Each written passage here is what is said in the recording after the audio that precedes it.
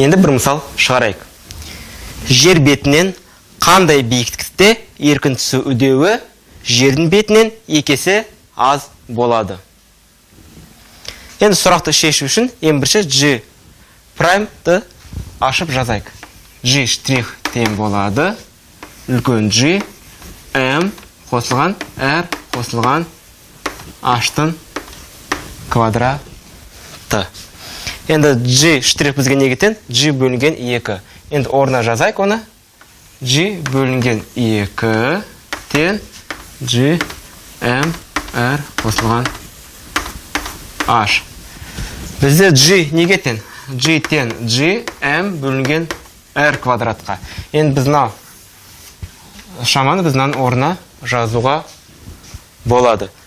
Оны жазатын болсақ, G M R квадрат көбейтілген 1 бөлінген 2, но 2 келеді, тең болады G M R қосылған H-тың квадрат. Енді назар аударатын болсаңыз, G мен G қысқарады, масса мен масса қысқарады.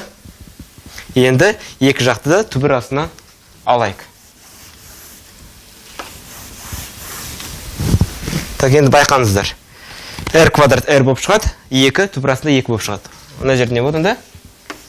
Түбір асты 2 R тең болады. Мына жерде R плюс H шығады. 1 бөлінген R қосылған H.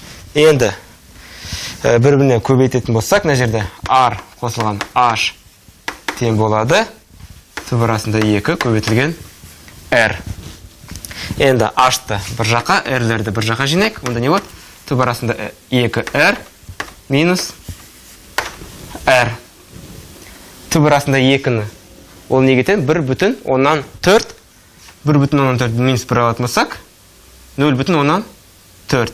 Немесе оны 1 деп ашатын болсақ, R жақшысынан шығарайық. Түбір астында 2 минус 1. Айтқан сияқты 1/4 минус 1/0,4. Жауап не шығады? H-тен 0/4 R биіктікте.